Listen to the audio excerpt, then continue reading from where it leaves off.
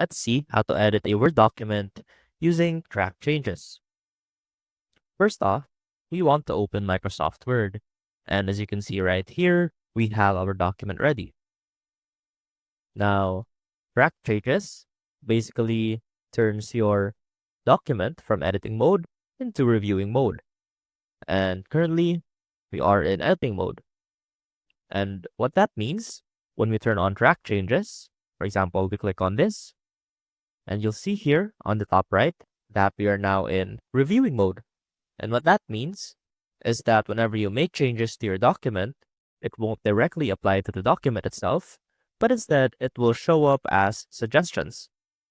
And so an example of this is that whenever we try to delete a paragraph in reviewing mode, it will simply turn the text red and strike through the text.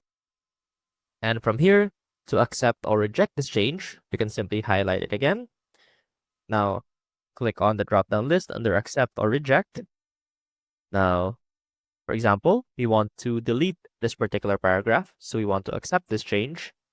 And you'll see that that paragraph has been deleted. Now, we can also add some paragraphs, for example. And you'll see that it currently still isn't in the document itself since we are in reviewing mode.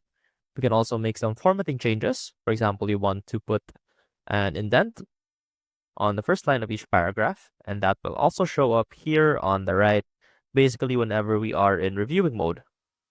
And let's go ahead and highlight these changes. And let's say we want to accept all of them. So click on accept all changes.